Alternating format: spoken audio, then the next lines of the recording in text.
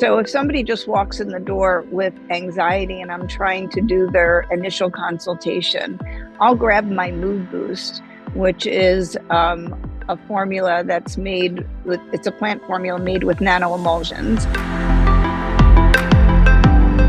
And I'll put it in a bottle of water and they can sip on that while we're talking. And within 7 minutes, they're like, am I feeling calmer already? And I'm like, yes, because when you make a plant medicine bioavailable with a nanotechnology, it can work pretty quickly. Welcome to the Mindfulness Experience podcast. I'm your host, Keith Fiveson. In today's episode, we have the pleasure of speaking with Shari B. Kaplan, an LCSW licensed clinical social worker, and she's a leading expert in integrative mental health treatment and the founder of Connected Wellness. That's CANNECTD Wellness.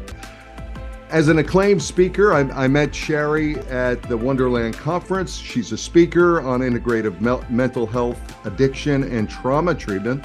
And she's also dedicated her life's work to helping patients achieve holistic well-being. Through her expertise in blending evidence-based practices with plant medicine integration, she's forging new ground in mental health and chronic pain treatment. During today's interview, we'll explore Ms. Kaplan's revolutionary approaches to mental health and addiction treatment and delve into the brain-body connection for promoting healing and well-being. We'll also discuss plant medicine integration in mental health and chronic pain treatment, and what clinicians and patients need to know about ketamine and cannabis-assisted therapy. Without further ado, let's jump in and learn more about Shari Kaplan and her groundbreaking treatment methods.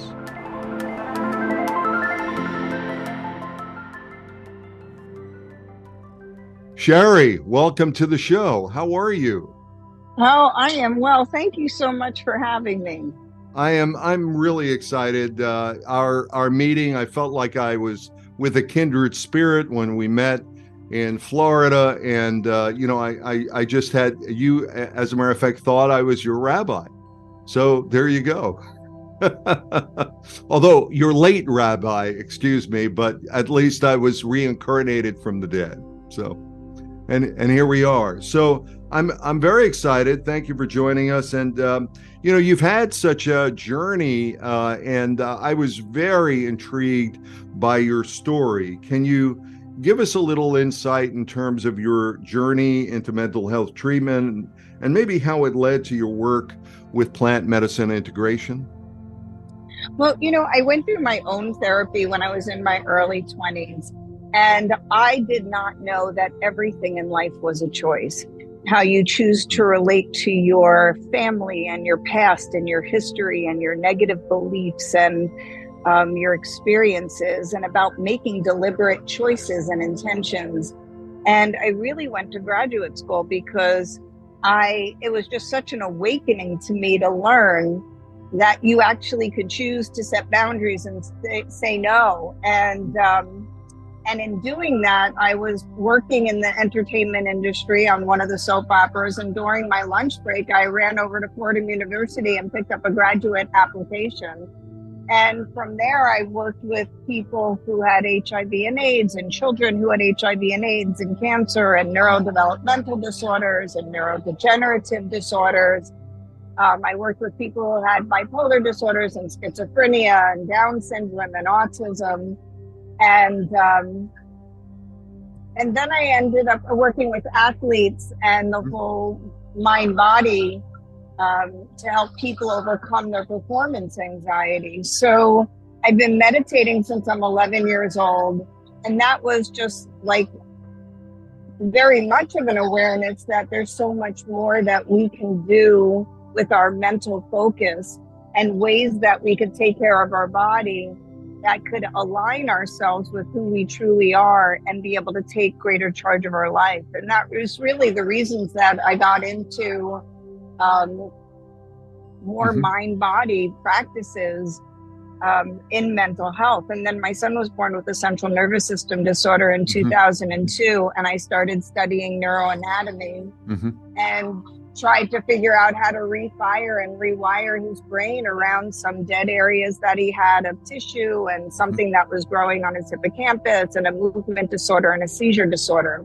And so in the process of learning how to rewire and refire his brain, I was using tuning forks and different types of movement and music, and plants work on sound frequencies.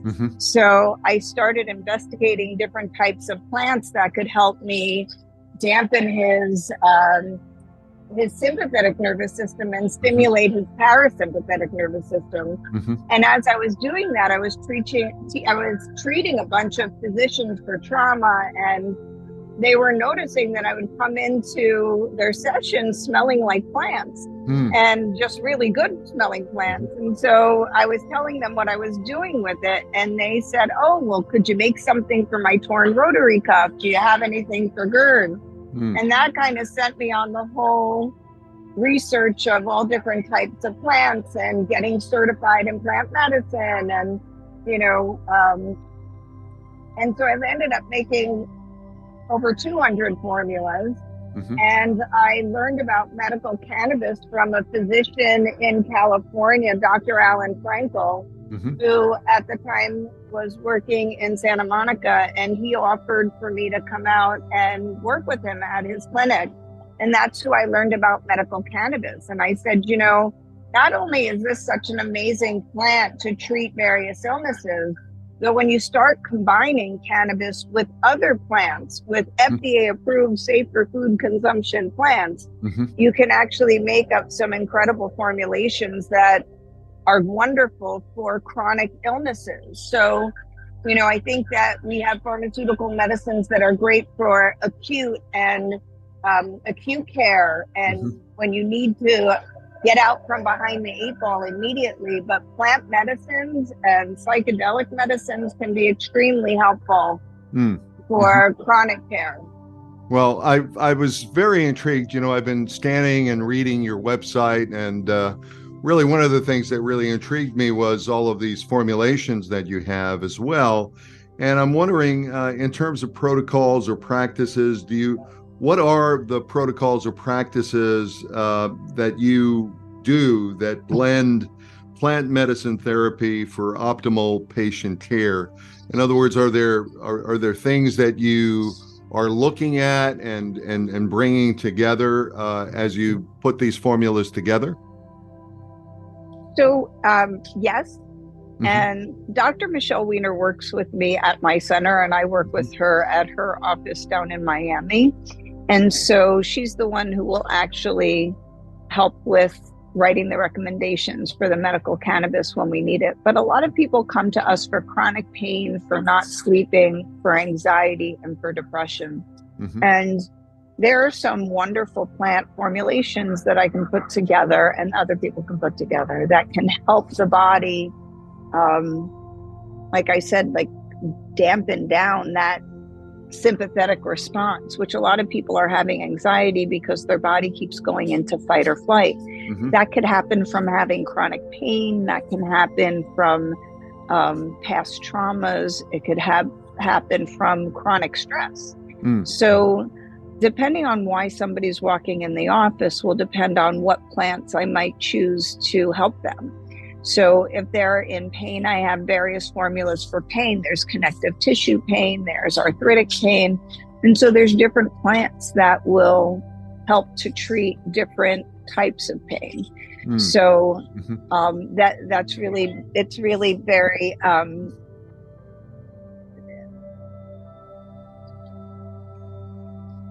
trying to say, it's very dependent on their underlying cause for why they're coming.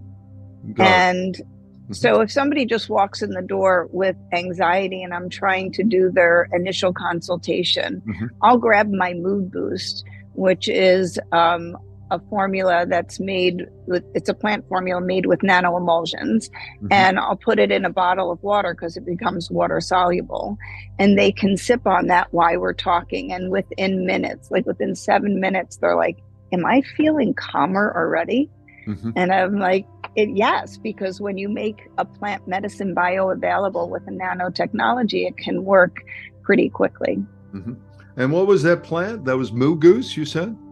So I have a formula that we actually have for sale on our website and at our office. It's called Mood Boost. And it's made from cinnamon and clove and citrus. Mm-hmm. And as you may or may not know, cinnamon and clove can open up. It's very good for the cardiovascular system, and it opens up oxygen and blood flow. So it becomes a really helpful, that combination is very helpful, not only in getting your body to relax and calm, but along with the citrus that elevates the mood. But when you look at the compounds in clove and cinnamon, we're talking about anti-tumoral. I mean, there's incredible benefits from all plants, because plants actually have to defend themselves out in the sun and in the elements. So you get antiviral and antibacterial and anti-tumoral, like so many different benefits from one plant. So that's why I find them fascinating. And then you can actually focus them. So it's nice.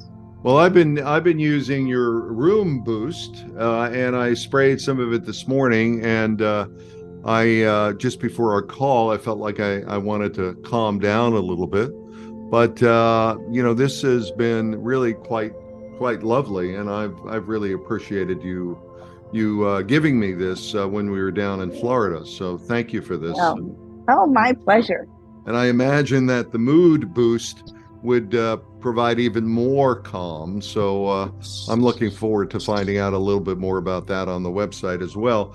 What do you see, or how do you see integrative mental health treatment evolving in the coming years? I mean, we were both down in Florida. We saw, the longevity, the health and wellness mixed in with the psychedelics. I'm wondering what your thoughts are along that line. Well, I started doing therapy 30 years ago, right? So back then it was on the heels of psychoanalysis, and go in and talk to a therapist for hours and hours a week, or go in and talk to a therapist once a week for an hour. And it was all cognitive behavioral. And there was some Gestalt work available, which is, where you actually have an interactive experience. You're working with your body, and which seemed a lot more logical to me, because I never understood how past awareness, once you have awareness and some skills, like how is it that, that's going to be enough when your whole body is having an experience in relationship to a negative belief or an experience. So it didn't make sense to me to just sit with someone in a chair and talk. And to me, it was like, well, let's get out of the office, or let's get some movement going, because you're stuck in your body. And so where are you feeling these emotions in your body? And how do we help you process that out and release that out? So to me, I needed more skills and more tools. And over the years, I've been able to pull together different modalities of exercises and movement to help release people's emotions that are trapped in their body. And so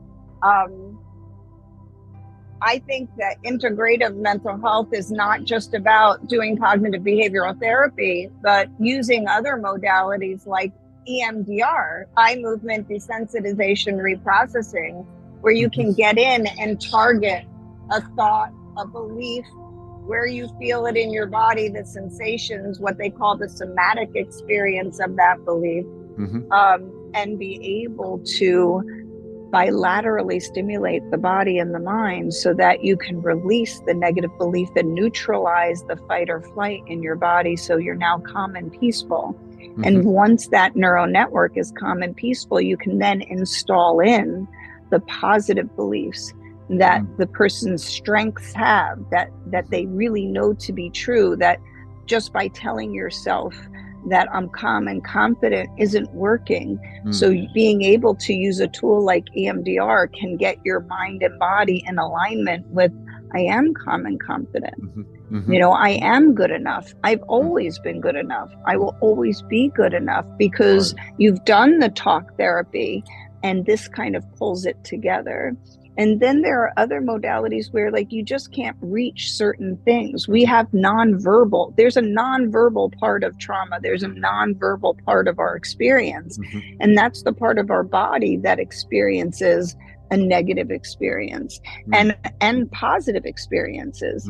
So being able to use ego state psychology work, which is like reparenting yourself at different developmental stages by supporting yourself at different developmental stages in your mind, and being able to use other modalities like internal family systems that Richard Schwartz built upon, so that you can relate to the different parts of yourself and embrace the different parts of yourself and give them new jobs so that you have a more functional way of being. So we're talking about moving away from talk therapy alone and being able to use our whole selves, and adding in certain self-regulation tools. Like, whenever you bilaterally stimulate your body, your brain can release things. Just like, I mean, I remember years ago when I was a kid, the movie Chapter 2 came out. Do you remember Chapter 2? No, I don't. Oh my God. It was Vanessa. Was it Vanessa? And it wasn't Vanessa Redgrave. It was. I'm making a note now to see it. Right. So at the end of the movie, he talks about, like, how did I get over arguments with my wife? And he said, and I remember I just walked around the block. And walking is bilaterally stimulating the mind. Right. So sometimes I take my patients out for a walk while they're getting their story out, and then go back into my office and sit down and do some of the EMDR and do some of the internal family systems or the ego state psychology work, because you have an opportunity to move them. I also think that music and movement, like, sometimes because we have infancy traumas, we have traumas before we even have memories, but we have the feelings in our body, using drums and tambourines and movement to be able to get someone's story out and then create a new story. So there's all sorts of modalities and protocols that people could add in their office. And it's wonderful to do them in groups, but which I love to do, but even one-on-one, you can use different types of music and movement and self-regulation tools to really help people identify where they're experiencing things in their body and their mind and their hearts, and being able to help them release it and reorganize it so that they can focus their minds on what they want instead. And I really believe that the more we can teach people how to focus their minds and master what's going on in their bodies and that self-regulation and know how to release things, then you're going to really be in charge of your life, because whatever comes your way, no matter what throws you off, you have tools for releasing, you have tools for refocusing, and then you can focus on your deliberate intentions. So I don't think that reading a self-help book or doing this work by yourself is really where it's at. Although I think sometimes as part of your process, that's a good way to go. But most problems that people have are in relationship to another person. So I think the healing has to be in relationship to another person. And I really like that because, in my own practice working with individuals, there's the whole, I have a microcosm and a macrocosm. The microcosm is the mind, the body, the spirit, the breath, the food, fuel, and the rest. And the macrocosm is really the environment, the relationships, and the aspirations. But you're taking it down to another level, which is how do we then unfurl, if you will, iron out our own narratives and really be present to whatever was there, shake it off, really look at seeding a new narrative based on where we are, hindsight, insight, foresight, and then kind of move that forward. I'm wondering, if you can share some of the benefits that you've seen as we start to move out of the somatic, or we start to look into the somatic area, but we really kind of unhook our brain, our default mode network, if you will, that area of the brain that's the protector. What can you tell us about the benefits that you've seen with patients through ketamine and cannabis assisted therapy?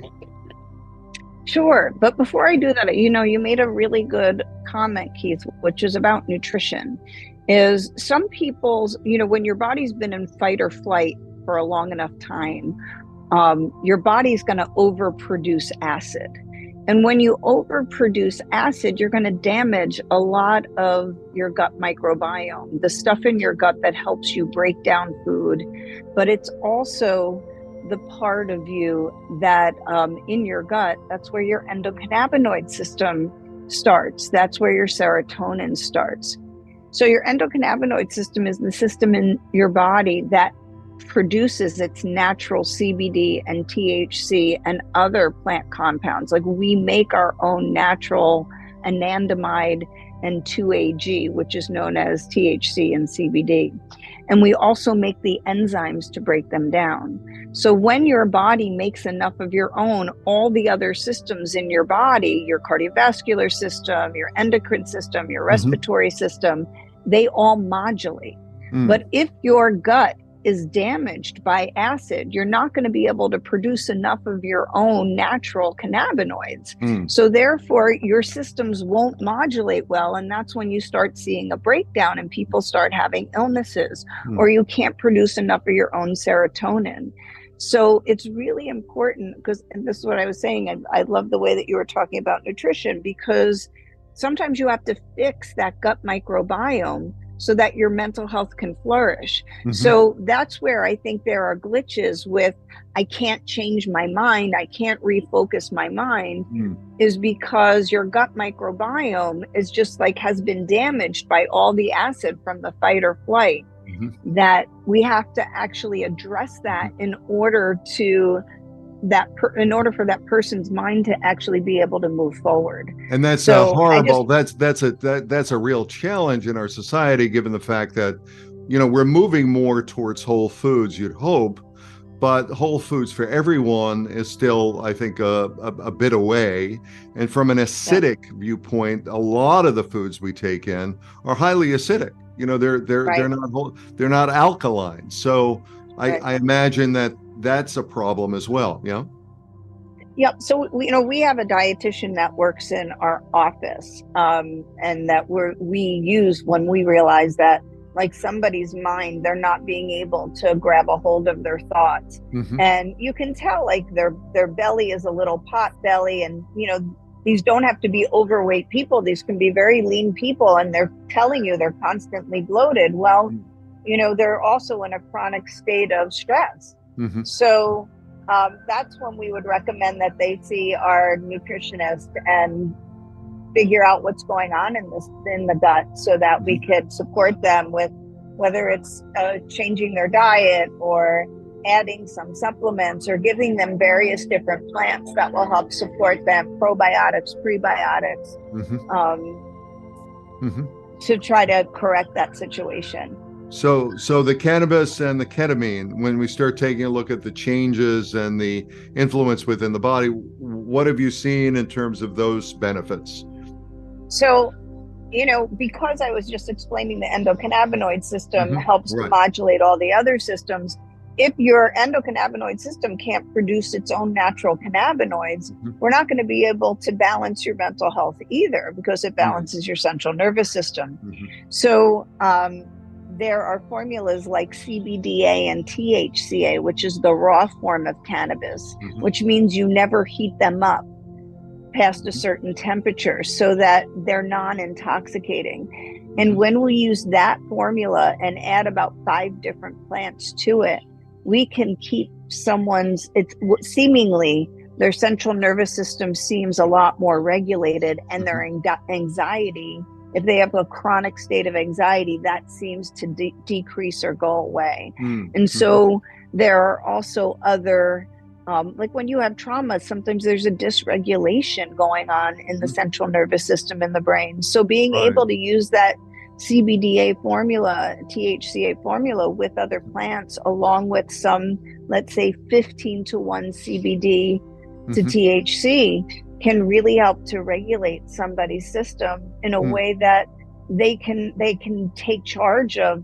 the anxiety that's going on in their body, because the stuff that's just being produced from their body being depleted gets to be regulated. And now we can deal with the trauma or the chronic stress more easily, because they can use the tools and skills that we're giving them, and they can use their awareness to take charge of their life.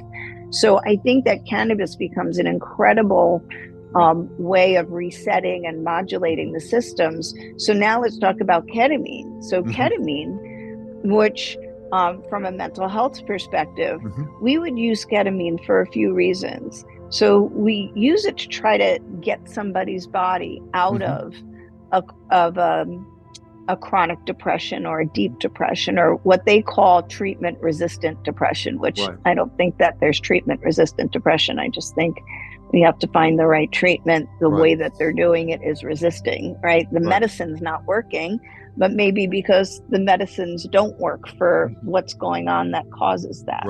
However, when you get in there with some, whether we do microdosing or a psychedelic dose of the ketamine, when you get in there with that, you can actually give somebody an experience with a psychedelic dose. We call it psychoanalytic dosing of ketamine, where if you work with the patient beforehand and you focus them, so say they've been feeling powerless, and so you're working on them feeling empowered, and you look at all of their strengths and all the ways that they did take charge of their life and they can take charge of their life, and you focus them on that going into a ketamine experience.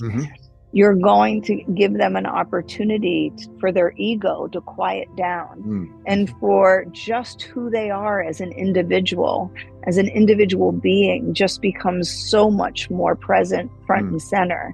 And they're able to shift their perspective and see such a larger perspective and see their strengths and be able to have an appreciation for who they are, because along with the ketamine, your glutamate is being regulated, your dopamine is being increased, your GABA is being increased, you're getting an oxytocin, a little boost of oxytocin, and you get to, in addition to your perspective, this beautiful pharmacological benefit as well. And so to me, after that experience, and you sit and integrate, and you can use EMDR at that point, and you can talk about how you apply these new awarenesses and insights and build in almost a time management plan for how can we now apply this in your everyday life, and how do we make this more functional, and how do we integrate this information into a very practical way. The cannabis can become a very powerful tool, right? Because now pharmacology wise, you just got them out of this deep depression. Don't we want to regulate the system with this new pharmacology going on? If we just got them to a place where their body feels more at peace and they're not stuck in their thoughts, we want to be able to use that non-intoxicating form of cannabis to remodulate and calibrate the system. So I think it's a new way of being able to practice for doctors to be able to see that. And obviously I don't do this on my own. I do it with Dr. Michelle Weiner, and we have physicians available that we can practice along with. But if I know plant medicine and she knows, pharmaceutical medicine, and I know therapy and she knows the medical safeties and what have you, you have a nice team to work with. And I think that's important, that therapeutic alliance between the patient, the therapist, and the doctor, and whoever else is on our treatment team, I think is so vitally important, because now you're rebuilding a sense of belonging and you're actually doing healing work. I really love, Shari, I really love the outline and the explanation that you gave, because so often people get very rigid in their heads about, let's say ketamine. And, ketamine, there are ketamine clinics that are basically dosing for pain relief, and trauma, but they're not doing the psycholytic work, the real, talk therapy work, or the action work to go ahead and move a muscle, change a thought, do the things that need to be done. And then you're bringing in the CBDA and the THCA, which again, in the cannabis area, many people will say, oh, cannabis, it's a stoner's paradise. But you've actually looked at how to elongate, how to bring out and stretch out the impact and the effects of ketamine, properly dosed based on not only the preparation, but the actual administration, and then work through the integration process by giving them this self-regulation tool, this regulation tool for the endocannabinoid system through the use of the, cannabis and the use of these cannabinoids that really help them individually. So it's fascinating. I'm wondering, how do you work with patients to create a personalized treatment plan where you're, taking these traditional practices and you're integrating them with this new concept, or this new success that you're having with these clients that you're working with? What does that look like in terms of a personalized approach? Well, I think first we start out with a really thorough biopsychosocial. Mm-hmm. That is a timeline on every single area of your life, spiritually, emotionally, physically, educationally, developmentally, from the time you are in the mother's womb till the current day. So when you hit every single area, from what do you do for fun, to your nutrition, to what your relationships are like, the quality of your relationships throughout your life, you're really getting I think the highs and lows, all the traumas, right, and the narratives and the stories, right? This is right. And so about. You're getting the whole picture of somebody, and they are hearing their whole story. And then we go through their strengths and their deficits and their positive beliefs and their negative beliefs. And now everybody has a really good awareness as to a lot of areas of a person. Then I have what I call my whole life plan, which breaks down everybody's world into compartments so that we can start looking at where they're at today and where they'd like to be. And so we have deliberate intentions for each and every area that we just mentioned, like spiritually, emotionally, physically, relationships, time management, money management, every area of your life. And then we put together a plan based on what somebody wants to accomplish first, second, and third. And so we set goals up in 6-week increments, and sometimes people come in and we're able to accomplish 2 things, and they're like, you know what, I'm good for right now. I want to sit with this, practice this, and then come back for my next round. And that seems to work very well. And people stay motivated and inspired to continue to do the work when you allow them to break it down into, I always call it chunking it down into manageable bites, where you actually get to see effective change, and then sit with that.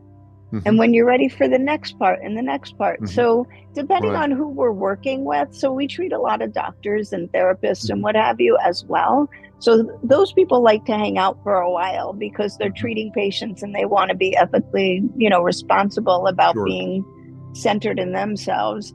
And then we have other patients who will come and go. And like I said, we chunk it down, they get some success, they enjoy that for a while, and they might come back, a month later, 3 months later, and do some more work.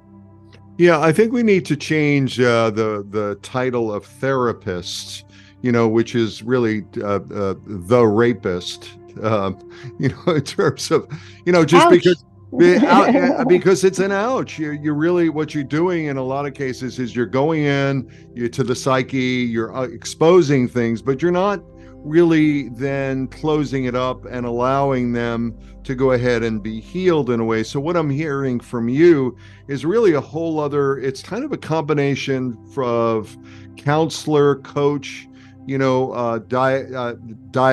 diagnostic, um, uh, guide on the side. I mean, you're really helping individuals to look, again, I use this term, hindsight, insight, foresight, the ability to go ahead and see what happened, see where you are, and then plan to go ahead and move that forward. I'm wondering, along that line, what role does mindfulness play? This is the mindfulness experience. And I'm wondering, from your viewpoint and your approach to mental health and addiction treatment as well, how do you help individuals incorporate that into their lives? Well, first of all, I would say, I always say, like, the difference between a therapist and a coach is really having years of experience around attachment and development and neurobiology and knowing how to pull that together, right? Because there are hidden things that you don't catch. There are nonverbal things versus verbal things. And then we sit in clinical supervision week after week after week, and we look at ourselves and we look at the patient. So I think, like, that is a really important part of treatment, whether you're a therapist or a coach. I think you need clinical supervision, and you really need to be able to look at that and look at yourself and be able to know, like, I think there's such a lack of knowledge when it comes to being in the world of psychedelics and not having, like, even when I talk to men, and I've only spoken to men who are shamans, so I apologize to the women who are listening. But like, they were trained from the time they were young children. And like, this was a culture, and they did a lot of self-reflection, and they took medicine, and they were out in the wilderness by themselves learning. They had somebody guiding them. And I think that even though that's not the same as clinical training, it's still in-depth you're being mentored, you're learning, and I think, like, being mentored by the right clinicians and, taking them through that practice is the difference between someone who just sits there and nods their head and listens to you talk and someone who's an active participant in the person's healing process. So I just wanted to say that before I answered your question, which of course I now forgot. Yeah, well, I guess the question was, what role mindfulness plays, but you really said that it plays a key role for the clinicians and the individuals who are sitting with patients. So do you want to add to that? And I really believe that mindfulness is being present in your life and being aware. And then there are many mindfulness techniques and exercises as to how you go about doing that. And I think, to me, that's a very important aspect of treatment that I incorporate in with our patients, because, stress happens, and it's very easy to jump to the future or pull something from the past and not stay in the moment and realize, I am the adult, or I am the person who's having this experience today. And I have patients. I had a couple yesterday who came in, and they always want to tell me that they're a certain way because of their mother and father. And I'm like, enough of the psychobabble bullshit. Like, we're here in this moment. And the only thing you have left from your parents are the negative beliefs or positive beliefs that you have about yourself.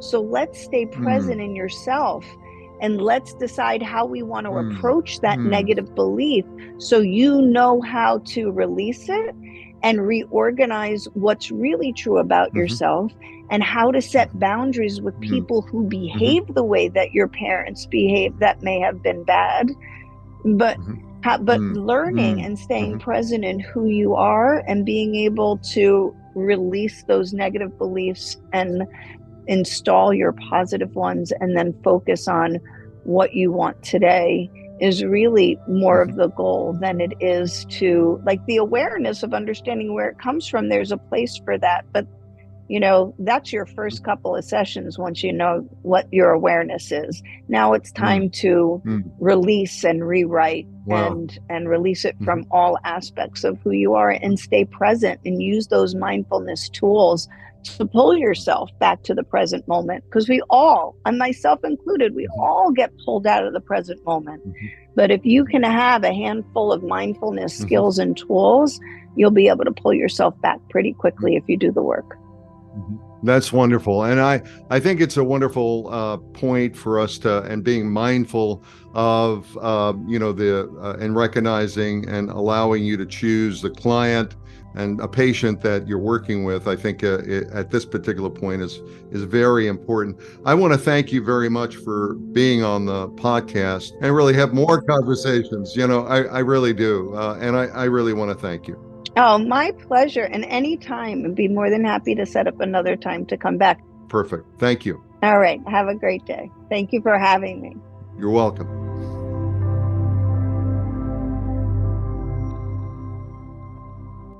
That concludes our episode with Shari B. Kaplan. We hope you've gained insight into the benefits of integrative health and wellness treatment and working with plant medicine therapies.